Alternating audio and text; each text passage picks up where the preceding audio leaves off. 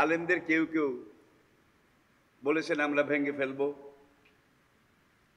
আমাদের নিষেধ করার পরেও যদি এটা বানানো হয় তাহলে আমরা এটাকে ভেঙে বঙ্গোপসাগরে ফেলে দেব। এটার জবাবে আবার কোনো কোনো মন্ত্রী বলেছে যারা এটা ভেঙে ফেলবে, সাগরে ফেলে দেবে, তাদের ঘাড় মটকায় দেব।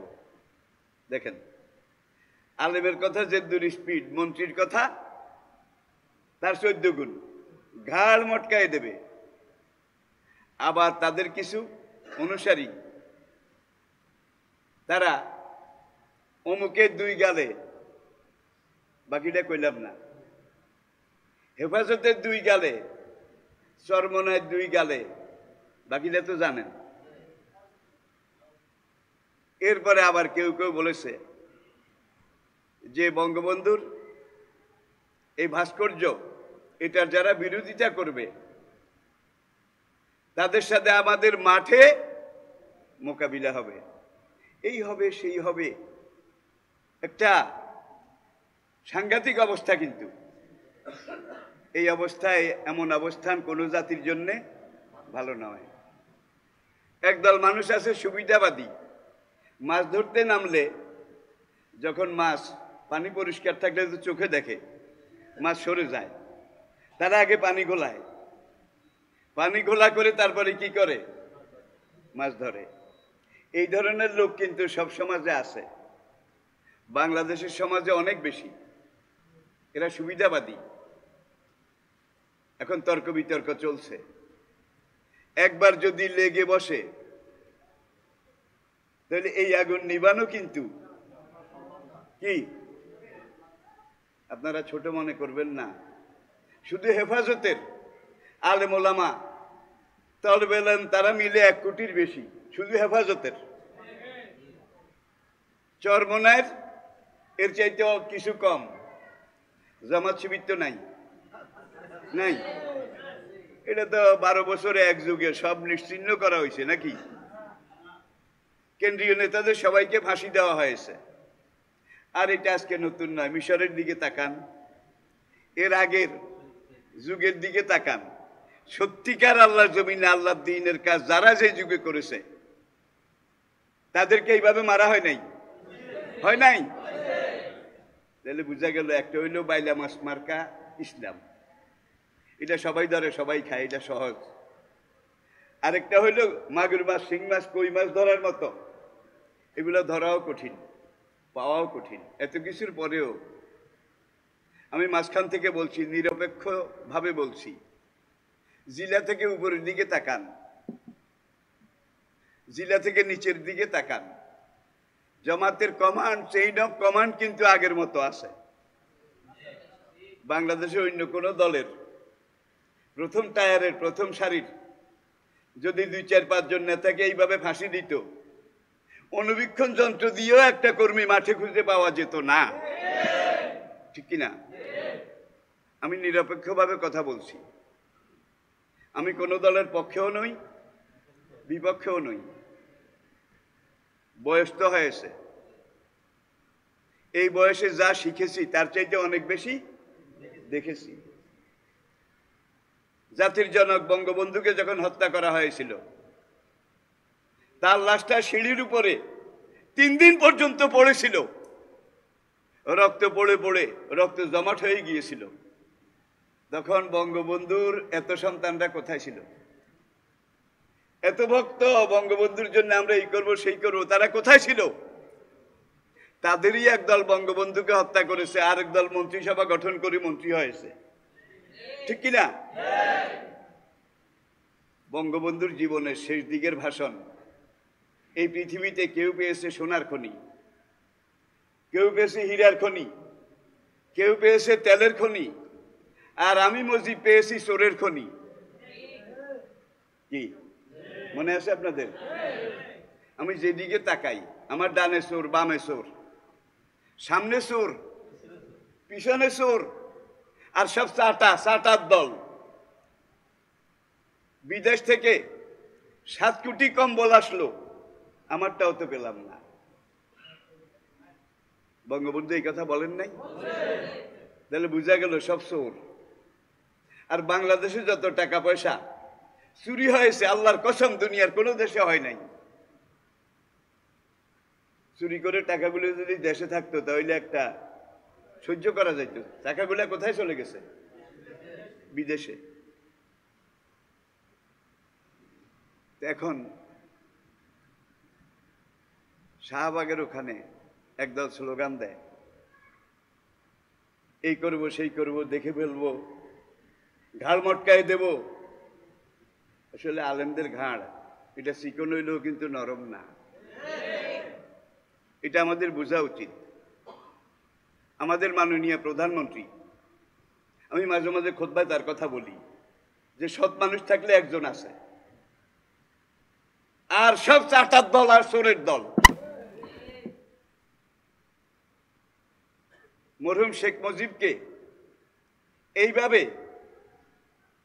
যারা হত্যা করার পরিবেশ তৈরি করেছে, শেখ হাসিনাকে শেষ করার পরে দেখবেন যে এদের কাউকে খুঁজে পাওয়া যাবে না, কিন্তু এখন বড় বড় কথা বলে। মাননীয় প্রধানমন্ত্রী, দেশের অভিভাবক, আমাদের গর্ব, আমাদের অহংকার। আমি বাংলাদেশের এই জাতির একজন বয়স্ক বিবেকবান আলেম হিসাবে আমাদের প্রধানমন্ত্রীর কাছে একটা প্রস্তাব রাখতে চাই। বলবো? সেই প্রস্তাবটা হলো, আপনার এই নিচের দিকে যারা উল্টা সিধা কথা বলে মাঠে উত্তেজনা সৃষ্টি করে, উত্তেজনা, একদল আছে ঝগড়া করে, আরেক দল আছে ঝগড়া লাগায়। এখন এই ঝগড়া এটা লাগানোর চেষ্টা যারা করতেছে, সংঘাত শুরু হলে কিন্তু এদের একজনকেও খুঁজে পাওয়া যাবে না। আপনি মেহেরবানি করে আল মালিক রাইন আলা মুলকিহি, রাসূল হাদিসে ইরশাদ করেছেন, দেশের যিনি প্রধান শাসক তার উপরে দায়িত্ব পুরা দেশের, পুরা জাতির।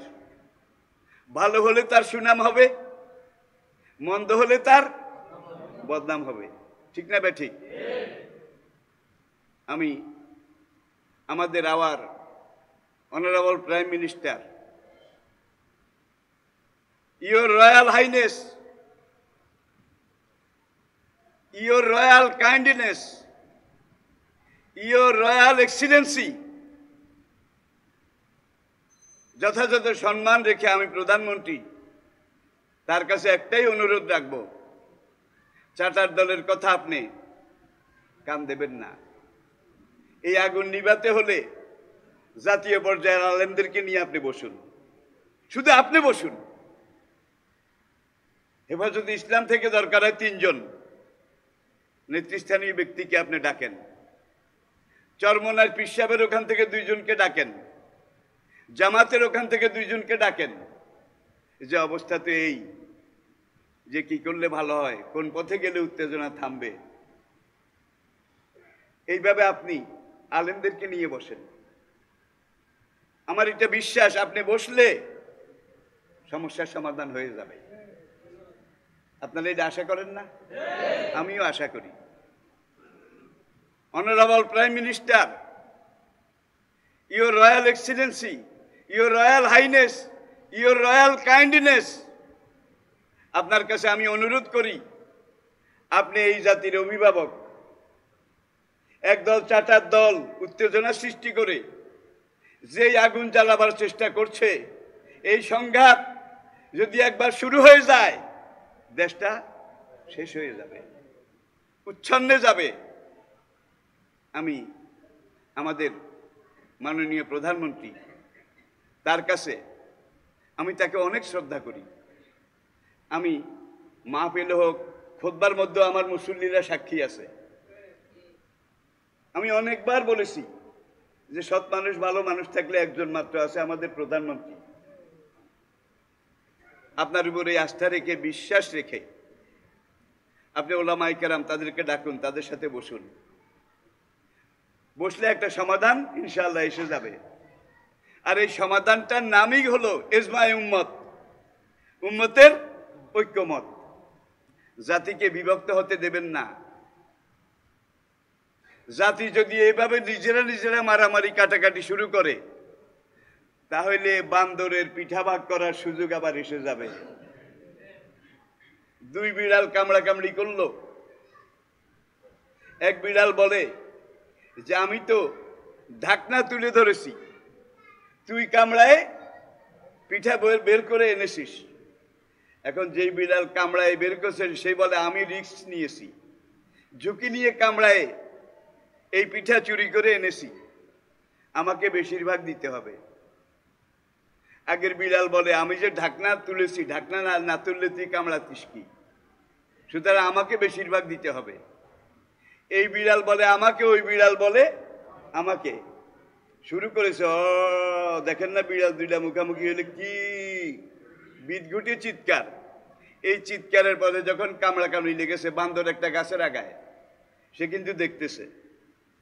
বান্দর মনে করলো এই আমার সুযোগ। বিড়াল যখন কামড়াকামড়ি লেগেছে, এখন আমি পুরা পিঠা এটা একা খাবো। সে এক লাফ দিয়ে নেমে এসে এই কি হয়েছে বল। এখন প্রথম বিড়াল বলে আমি ঢাকনা তুলে ধরেছি, আমি বেশি পাবো। দ্বিতীয় বিড়াল বলে আমি কামড়ায় পিঠা নিয়ে এসেছি, সুতরাং আমি বেশি পাবো। এইভাবে কেউ দাবি ছাড়ে না। বান্দর বলল ঠিক আছে, আমি ন্যায় বিচার ইনসাফের সাথে ভাগ করে দিলে মানবি তো? বিড়াল দয় বলল 100 বার মানবো। বান্দরের তো 16 চুঙ্গা বুদ্ধি, বান্দরিয়া বুদ্ধি। সে বলে আমি একটা দাড়ি পাল্লা নিয়ে আসি, একবারে সুপ্রিম কোর্টের মতো সমান সমান ভাগ করে দেব। সে একটা দাড়ি পাল্লা নিয়ে এনে ধরলো। পিঠা ভাঙ্গার সময় কিন্তু বড় ছোট করে ভাঙছে। বান্দরের মনে কত হারামি দেখুন। এখন দুই পাল্লায় দুইটা দিয়েছে, এখন পাল্লা কি সমান হয়েছে? এক পাল্লা ভারী হয়ে গেছে। বান্দর বলে আহা একটু বেশ কম হয়ে গেল। এইবারে যেই পাল্লা ভারী সেখান থেকে পিঠার টুকরা নিয়ে বড় করে এক কামড় খাইছে। খাওয়ার পরে যখন আবার দিছে ওই পাল্লা ভারী হয়ে গেছে। মরার পিণ্ডি, আবার এইটা ভারী হয়ে গেল, তোরা থাম, আমি হিসাবের ভাগ করব, কাউকে ঠকাবো না। এইবার ওই পাল্লায় যেটা সেটাকে আরো বড় করে কামড় দিছে। দেওয়ার পরে এই পাল্লা ভারী হয়ে গেছে। এইভাবে কয়েকবার এটাকে ব্যালেন্স করতে গিয়ে এইবার এক পাল্লা খালি, আরেক পাল্লা এক টুকরা আছে। এখন সেই যেই বাকি এক টুকরা এটা হাতে নিয়ে কয় এটা যদি এখন তোদেরকে দেই তোরা আবার মারামারি করবি, এটা আমি খেয়ে ফেলি। আল্লাহর কসম, এই সংঘাত, এই উত্তেজনা এটা থামান। অনারেবল প্রাইম মিনিস্টার, মাননীয় প্রধানমন্ত্রী, আপনার একজন গরিব প্রজা হিসেবে, দেশের একজন হিতাকাঙ্ক্ষী হিসেবে সেই ব্রিটিশ আমল দেখেছি, দ্বিতীয় বিশ্বযুদ্ধ এটাও দেখেছি, পাকিস্তানের 2 যুগ এটাও দেখেছি, বাংলাদেশের অর্ধ শতাব্দী এটা দেখতে দেখতে এখন জীবনের বেলাভূমিতে অনেক ঘটনা, দুর্ঘটনা, চড়াই উতরাই, এগুলোর আমি একজন সাক্ষী। সুতরাং বর্তমানে যে আগুন জ্বলতেছে, যারা আগুন জ্বালাইতেছে, পাশে যারা আছে তারা কিন্তু বলে লাগলে লাগ, হরিবল হরিবল, লাগলে লাগ। এইভাবে যখন লাগবে তারা বান্দরের পিঠা ভাগ করতে আসবে। ঠিক না ঠিক? রে ভাইরা, আসুন আমরা আবার আলোচনায় ফিরি। আমি বলছি কোরআন, সুন্নাহ, ইজমা, কিয়াস, আলহামদুলিল্লাহ আপনারা জানেন এই ভিত্তিগুলো আমরা পেয়েছি কোরআন থেকে এবং হাদিস থেকে। কোরআনটা তো আল্লাহ নাজিল করেছেন লৌহে মাহফুজ থেকে। কোরআনের ইবারত, শব্দ, নুকতা, পাঠ, পঠন, তেলাওয়াত এগুলো সব আল্লাহর তৈরি। আল্লাহ জিবরাইলকে শিখিয়েছেন, জিবরাইল এসে নবীকে শিখিয়েছেন, নবী এটা সাহাবায়ে কেরাম তাদেরকে শিখিয়েছেন, সাহাবায়ে কেরাম তাবিঈনদেরকে শিখিয়েছেন, তাবিঈন তাবে তাবিঈনদেরকে শিখিয়েছেন। এইভাবে কাল পরম্পরায় কোরআন আমাদের কাছে রয়েছে। দুনিয়ার উপরে একমাত্র ধর্মগ্রন্থ যেটাকে সবচেয়ে বেশি মানুষ পড়ে, সেটা কোনটা? খ্রিস্টান যারা, তারা নামে খ্রিস্টান, রবিবারে কেউ গির্জায় যায় না, মুসলমান কম হইলেও মসজিদে আসে, ঠিক কিনা বলেন? বাংলাদেশের ঢাকা যান, অন্যান্য জায়গায় যান, মসজিদে যখন জুমা শেষ হয়ে যায় এমন ভাবে মানুষ বাইর হয়, মনে হয় যেন সব মানুষ জুমা পড়ার জন্য এসেছে। এটা বাংলাদেশ। আবার সিনেমা হল, সেখানে যান, সিনেমা হল যখন শেষ হয়ে যায় এমন ভাবে মানুষ বের হয়, মনে হয় যেন এই দেশের সব মানুষ সিনেমা দেখে বাইরে হইতেছে। আবার কোন হাসপাতালে যান, সেখানে কতক্ষণ ঘুরাঘুরি করে দেখার পরে মনে করবেন মনে হয় যেন বাংলাদেশের সব মানুষ হাসপাতালে রোগী হিসাবে এসেছে। এটা সেই দেশ। ঘন দুনিয়ার সবচাইতে ঘনবসতির দেশ বাংলাদেশ। এই দেশে সংঘাত এটা শুরু করা সহজ, একবার শুরু হলে কিন্তু আর এটাকে দমন করা, নিয়ন্ত্রণ করা, পুলিশ দিয়ে মারবেন, র্যাব দিয়ে মারবেন, কিছুতে কিছু হবে না। সুতরাং দাউ দাউ করে জ্বলে উঠার আগে এই আগুন বন্ধ করুন। আমরা আমাদের প্রধানমন্ত্রীর পাশে আছি, পাশে ছিলাম, পাশে থাকবো। তবে আমি একটা কথা বলবো, আপনার বাবা আমাদের জাতির জনক, তিনি যখন জাতির সামনে কোনো মিটিং করতেন, জনসভা করতেন, তিনি আগে বলতেন আসসালামু আলাইকুম। কি বলতেন না? বক্তব্য শেষ হলে তিনি বলতেন আল্লাহ হাফেজ। কিন্তু আজকে আপনার দেশে এমন এমন লোক আছে যারা বলে যে আমি আপনাদের সাথে বক্তৃতা করতেছি, আমি বিসমিল্লাহও পড়তে পারলাম না, আপনাদেরকে সালামও দিতে পারলাম না, কারণ এটা আমাদের আদর্শে নাই। এমন কথা বোধ আপনারা শোনেন নাই, দেখেন নাই বোধ হয়। এদেরকে দিয়ে মাননীয় প্রধানমন্ত্রী আপনার কোনো লাভ হবে না। সালামকে যারা অস্বীকার করে, বিসমিল্লাহকে যারা অস্বীকার করে, আসসালামু আলাইকুম এইভাবে শুদ্ধ করে যারা সালাম দেয় তারা সব রাজাকার, তারা জঙ্গি। সালাম আলাইকুম, সালাম আলাইকুম, সেলা সেলা আলাইকুম, এক তো দেয় না, আর ওকে সালাম আলাইকুম। আসসালামু আলাইকা আইয়ুহান নবী। কি আসসালাম আইয়ুহান নবী? আল্লাহ নিজে নবীকে সালাম দিয়ে আমাদেরকে সালাম শিখিয়েছেন। সাহাবায়ে কেরাম একজন আরেকজনকে সালাম দিয়ে আমাদেরকে সালাম শিখিয়েছেন। কানা ইজারু রাসূলুল্লাহ সাল্লাল্লাহু আলাইহি ওয়াসাল্লাম নিসফা সাকিন। আল্লাহ নবীর পায়জামা, লুঙ্গি, জামা টাকনুর গিরার উপরে ছিল, হাদিস, টাকনুর গিরার উপরে। আর আজকে মাননীয় প্রধানমন্ত্রী আপনার মন্ত্রিসভায় এমন অনেক ব্যক্তি আছে, ভার্সিটিতে এমন এমন ডিপার্টমেন্ট প্রধান, এমন এমন বড় বড় ডক্টরেট, মাস্টারেট, বড় বড় গবেষক, বুদ্ধিজীবী, মানে বুদ্ধি বিক্রি করে খায়, বিশেষ অজ্ঞ, তারা আমাদেরকে সবক দেয় টাকনুর গিরার উপরে যারা কাপড় পরে তারা জঙ্গি, তারা রেজাকার। এমন কথা বোধহয় শোনেন নাই, শোনেন নাই? আসসালামু আলাইকুম শুদ্ধ করে যারা সালাম দেয় তারাও জঙ্গি, তারাও রেজাকার। কথা বলার আগে যারা বিসমিল্লাহ পড়ে তারা জঙ্গি, তারা রেজাকার। অনারেবল প্রাইম মিনিস্টার, একবার লক্ষ্য করুন, আমার মনে হয় সময় আমাদের হাতে বেশি নেই। এই ধরনের পানি ঘোলা করে এই দেশটাকে ধ্বংস করার জন্যে, শেষ করে দেওয়ার জন্যে একদল মানুষ বোধহয় এই দেশে নাই। কারোর নাম বুদ্ধিজীবী, কারোর নাম এটা, কারোর নাম সেটা, কিন্তু কথায় বোঝা যায় তারা সবাই কিন্তু ম্যানসেরু মেয়া, অন্যদের মানুষ, অন্যদের কথা বলে, অন্যদের বুদ্ধিমতো চলে। আমাদেরকে সব কিছু পর্যবেক্ষণ করে বর্তমান সমস্যার সমাধান করতে হবে এবং এটার জন্য ফিটেস্ট পার্সন একমাত্র ব্যক্তি আমাদের প্রধানমন্ত্রী, যার জন্য এই তৃতীয়বার আমি ইচ্ছা করে কথাগুলো রিপিট করেছি। আল্লাহ রাসূল কোনো কথা গুরুত্বপূর্ণ হলে 3 বার বলতেন। কয়বার? 3 বার বলতেন। আমি 3 বার বলেছি।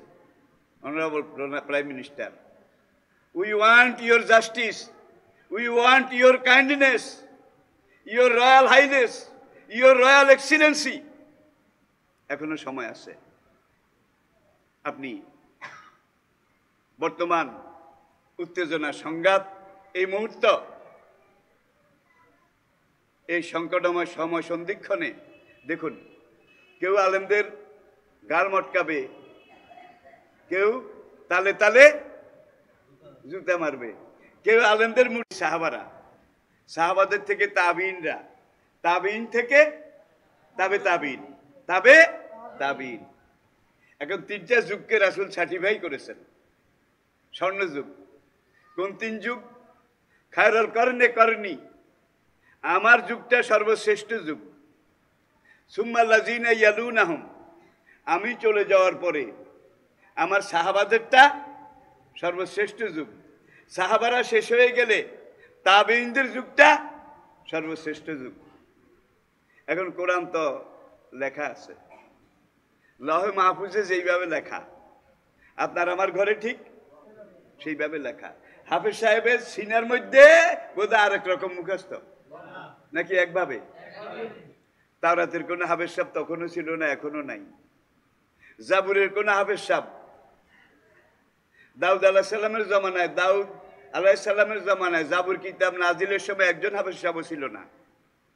এখন তো নাই, এখন তো জাবুরে নাই, তাওরাতও নাই। যেগুলো আছে নাম তাওরাত, কিন্তু ভিতরে যা আছে আসলের সাথে দূর নিকটের কোনো সম্পর্ক, কোনো মিল নাই। নকল, নকলের নকল, তার নকল, তুষ্য নকল। ইঞ্জিলের অবস্থা আরো কাহিল, সেগুলো শুধু কাগজে লেখা ছিল। তাওরাত, জবুর, ইঞ্জিল এমন বিদঘুটে ভাষা। তাওরাতের ভাষা ছিল হিব্রু, জাবুরের ভাষা ছিল ইউনানি, ইঞ্জিলের ভাষা ছিল সুরিয়ানি।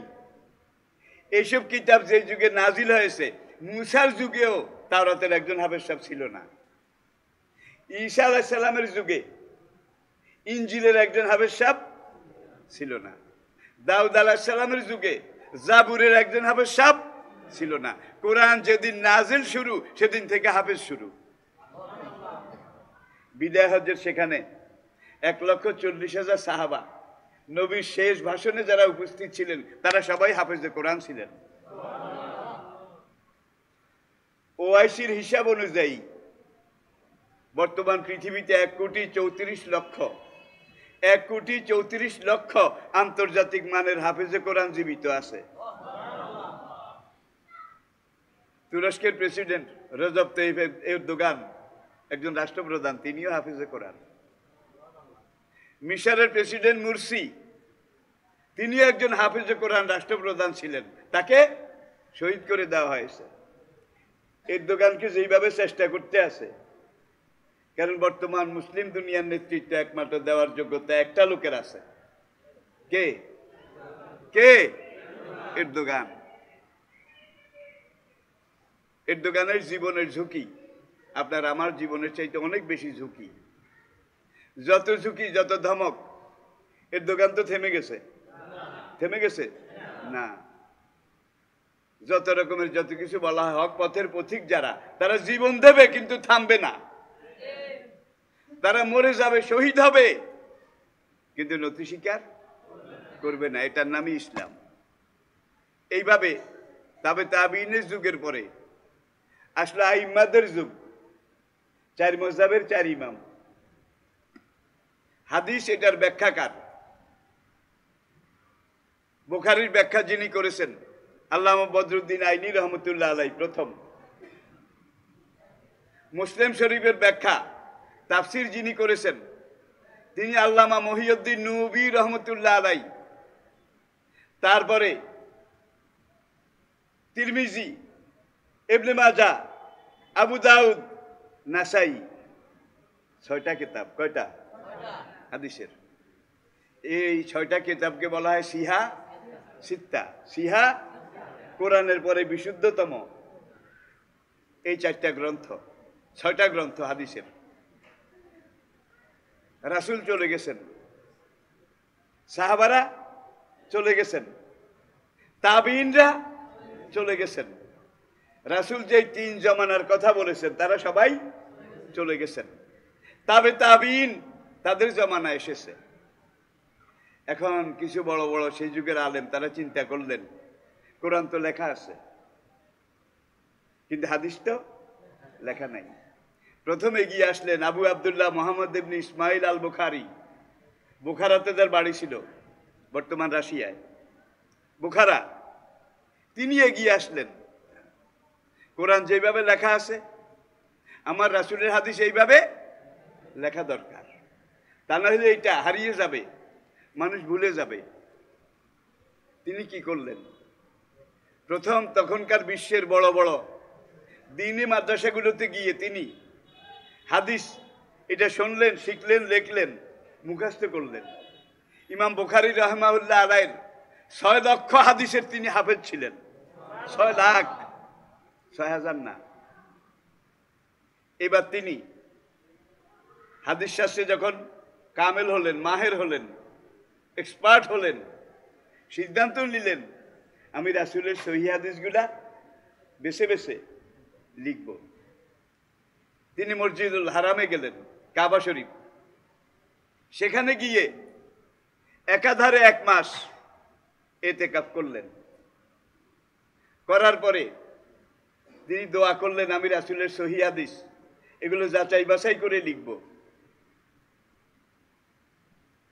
কাবা ঘরে তিনি শুরু করেছেন, আর বুখারী শরীফ শেষ করেছেন বাইনাল কবরে অল মিম্বারে। আল্লাহ রাসূলের রওজা এবং মিম্বার এই দুইটার মাঝখানে 16 বছর পর্যন্ত লিখেছেন। কিভাবে লিখেছেন দেখুন। বুখারী শরীফ খুলেন, ইমাম বুখারী বলে এবং লেখে হাদ্দাসানা ফুলান, রাসূলের এই হাদিসটা আমি অমুকের কাছে শুনেছি। সে আমাকে মুখেও শুনিয়েছে, কাগজেও, কাগজ ছিল না, চামড়া। সে আমাকে মুখে শুনিয়েছে, তার মুখস্থ আছে, কাগজে সে লিখে রেখেছে, সেটাও আমাকে দিয়েছে।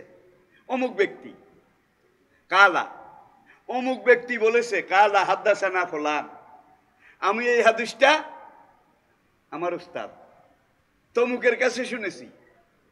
তমুক বলে আখবারানা মা আমার, রাসূলের তাবি মা আমার, তিনি আমাকে এই হাদিসটা এইভাবে বলেছেন। মা আমার বলেন সামেতো ওমর ইবনুল খাত্তাব, আমি হযরত ওমর রাদিয়াল্লাহু তাআলা আনহুর কাছে শুনেছি। দেখুন মাঝখানে কিন্তু 4 জন লোক, ইমাম বুখারী আর হযরত ওমরের মাঝখানে 4 জন লোক। হাদ্দাসানা ফুলান, কালা হাদ্দাসানা ফুলান, আমি বুখারী শুনেছি অমুকের কাছে, অমুক শুনেছে তমুকের কাছে, তমুক শুনেছে তমুকের কাছে, কালা আখবারানা মা আমার, তমুক বলেছে রাসূলের সাহাবী মা আমার, সাহাবী তাবি মা আমার, তার কাছে আমি শুনেছি। মা আমার বলেছে আমি ওমর ইবনুল খাত্তাব রাদিয়াল্লাহু তাআলা আনহুর কাছে শুনেছি।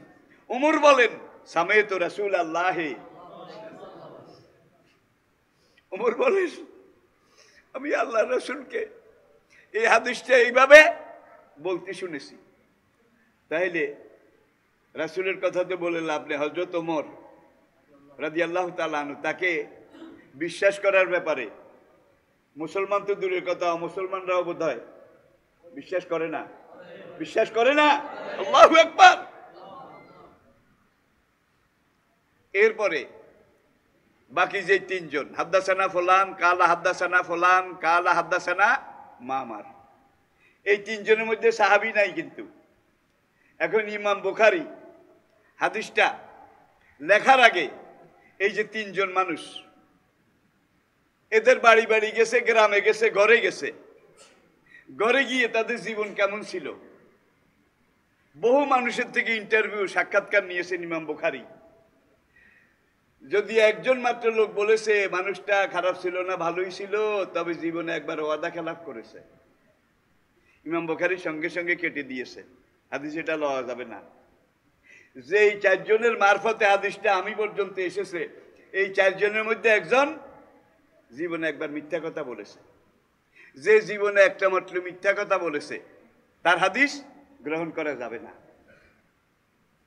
আরেক হাদিসে গেছেন, গিয়ে এই হাদিসটা সনদ ফলান ফলান ফলান, তাদের বাড়িতে গেছে, ঘরে গেছে, গ্রামে গেছে, গিয়ে মানুষের সাথে দেখা সাক্ষাৎ করেছে, ঘরে বাইরে যোগাযোগ করেছে, যে মানুষটা ভালো ছিল, সবার গ্রহণযোগ্যতা ছিল, কিন্তু জীবনে একবার ওয়াদা খেলাফ করেছে।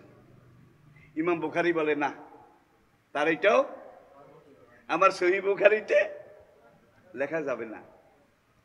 এরপর আরেকজনের বাড়িতে গেছে, যাওয়ার পরে যে এই মানুষটা ফলান ফলান ফলান, অমুক, তার থেকে অমুক, তার থেকে তমুক, এই তমুক লোকটা কেমন ছিল, এই হাদিসটা লিখতে হইলে এই তিনজনের লাইফ হিস্টোরি এটা আমার জানা দরকার।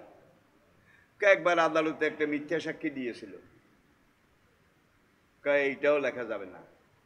দেখেন, আবার আরেকজনের বাড়িতে গেছে, গিয়ে বলে যে আমার এই হাদিসটা হইলে ইন্নামাল আমালু, বুখারীর প্রথম হাদিস।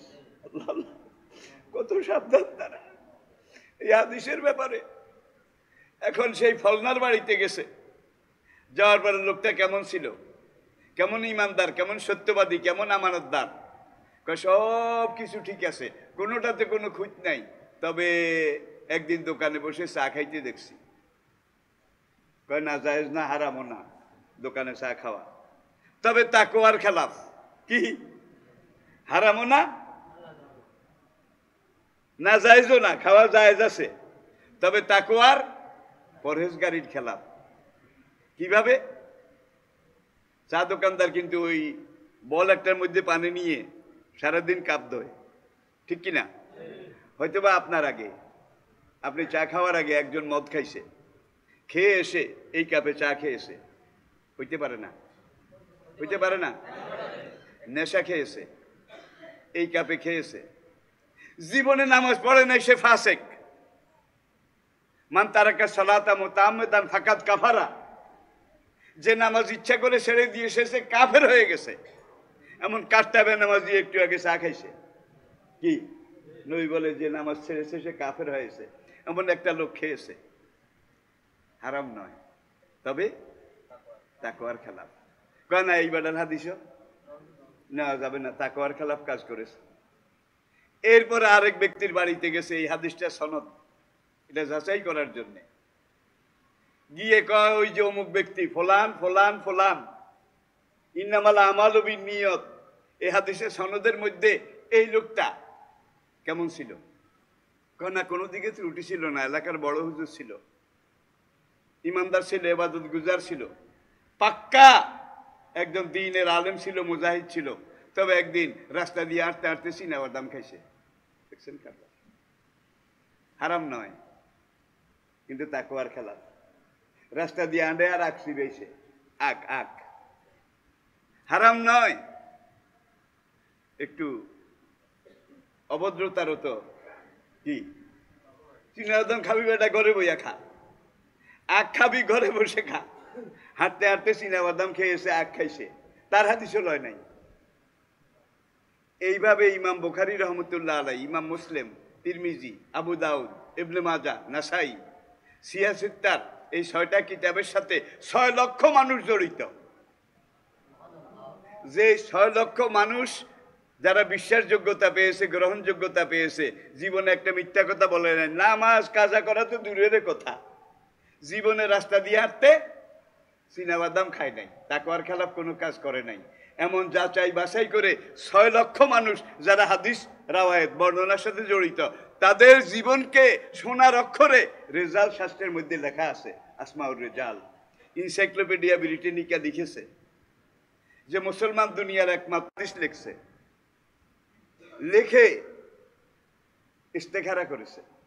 আল্লাহু আকবার। ইস্তেখারাতে রাসূলকে স্বপ্ন যোগে দেখা পাইছে,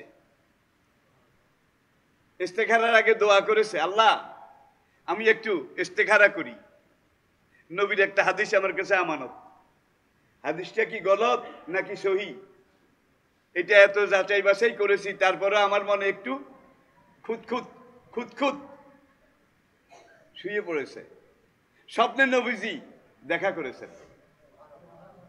নবীজি যখন বলেছেন, Bukhari you are correct, this is my hadith, Bukhari তুমি ঠিক আছো, এটা আমার হাদিস, তুমি লেখো।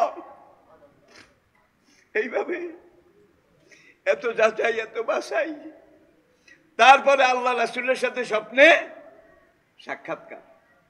নবীজি যখন ক্লিয়ারেন্স দিয়েছেন, ইমাম বুখারী হাদিসটা লিখেছেন। একবারের ঘটনা, ইমাম বুখারী রাহমাহুল্লাহ আলাইহি তিনি খবর পেলেন মদিনা শরীফ থেকে যে বুখারাতে সমরকন্দে একজন মুহাদ্দিস আছে, তার কাছে রাসূলের একটা হাদিস আছে। ইমাম বুখারী মদিনা থেকে রওনা করলেন সমরকন্দের দিকে, ওই আফগানিস্তান, সমরকন্দ আফগানিস্তানের মধ্যে। কিন্তু তখনকার দিনে হাঁটা পথে, উটের পিঠে, ঘোড়ার পিঠে, কোথায় মদিনা আর কোথায় সমরকন্দ। দিনের পর দিন সফর করে ঠিকানা মতো ওই মুহাদ্দিসের বাড়িতে বসলেন, যেই মুহাদ্দিসের কাছে রাসূলের একটা হাদিস আছে, খবর পেয়েছেন। এরপরে বাড়িতে গিয়ে ঠিকানা মতো মানুষে দেখাই দিছে, কে অমুক বড় হুজুর, তার বাড়ি কোনটা, এইটা। দুয়ারে গিয়ে কড়া নাড়লেন, একটা ছোট্ট মেয়ে সে এসে সালাম দিল। ইমাম বুখারী রাহমাহুল্লাহ আলাইহি জিজ্ঞেস করলেন, তুমি কে, তোমার আব্বার নাম কি? মেয়েটা বলল, আমার নাম অমুক, আমার আব্বার নাম তমুক।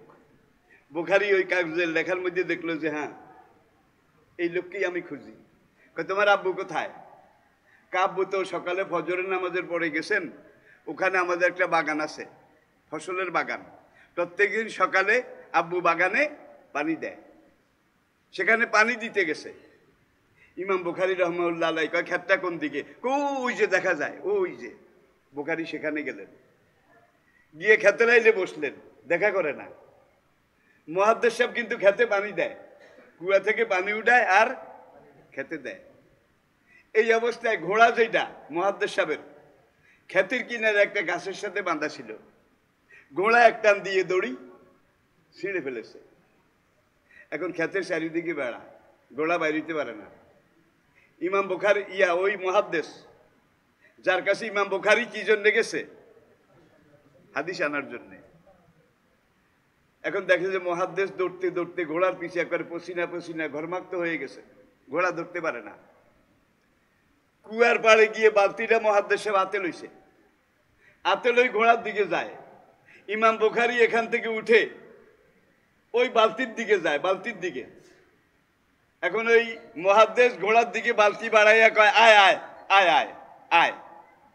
ঘোড়া মনে করেছে বালতির মধ্যে হয় সোনাচুর আছে, কি এইভাবে খাওয়ায়, তো অভ্যাস আছে, না হয় কোনো তরমুজ খরবুজা এগুলা গৃহস্থে আমারে খাওয়ায়।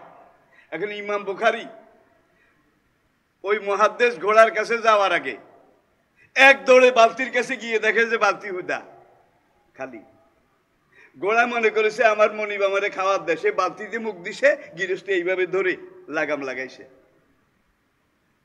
ঘোড়া বেঁধে ফেলেছে। এখন ইমাম বুখারী আবার পিছের দিকে রিটার্ন ব্যাক শুরু করেছে, হিরিয়ে ফিরে চলছে। মুহাদ্দিস সাহেব জিজ্ঞাসা করে, হু আর ইউ, কে আপনি, এইভাবে আসলেন? লেবাস পোশাকে তো মনে হয় খুব একজন বড় বুজুর্গ ব্যক্তি। ফ্রম হোয়ার ইউ আর, আপনি কে, কি আপনার পরিচয়? মা ইসমুকা, হোয়াট ইজ ইউর নেম? তখন বলে যে আমি মদিনায় রাসূল থেকে এসেছি, আজকে এত মাস তোমার সাথে সাক্ষাৎ করার জন্যে। রাসূলের একটা হাদিস নাকি তোমার কাছে আছে, এই জন্য আমি মদিনা থেকে এসেছি, সেই হাদিসটা তোমার থেকে লিখে নেওয়ার জন্য। আছে কি মুখস্থ আছে? শুধু মুখস্থ থাকলে হবে না, আমাকে লিখিত দিতে হবে। চলেন আমার বাড়িতে চলেন, আমি মুখস্থ আপনাকে শোনাবো, লিখিত হাদিসটাও আপনাকে সনদ সহ দেব। না, আপনার হাদিস নেওয়া যাবে না, খুব খেয়াল করবেন, হাদিস নেওয়া যাবে না, আমি লিখবো না। মুহাদ্দিস বলে কেন? লেমাজা, হোয়াই নট, কেন লিখবেন না? ঘোড়া যে ছুটে গেছিল আর আয় আয় করে বালতি আগাইছিলেন, বালতিতে কি দিছিলেন? মুহাদ্দিস কা কিচ্ছু না। যেই বেড়ায় ঘোড়ারে ধোকা দিতে পারে, যেই বেড়া, যেই ঘোড়ার মালিক ঘোড়াকে ধোকা দিতে পারে, সেই বেড়াই নবীর হাদিসের ব্যাপারে ধোকাবাজ হবে না, এটা বিশ্বাস করা যায় না। আমি সাংঘাতিক কথা বলেছি, কিন্তু আমার বানানো কথা নয়। রেজাল্ট শাস্ত্র, হাদিস সংকলনের ইতিহাস দেখুন, পড়ুন, এইভাবে যাচাই বাছাই করে উম্মতের জন্য কোরআনের পরে শরীয়তের সবচেয়ে বড় দলিল যেটা, সেটা হাদিস, ইনশাআল্লাহ। এরপরে আগামী জুমায় আল্লাহ বাঁচিয়ে রাখলে হাদিস এটা শেখা দরকার আছে কিনা, জানা দরকার আছে কিনা। আল্লাহ পাক আমাদেরকে বুঝার তৌফিক দান করুন।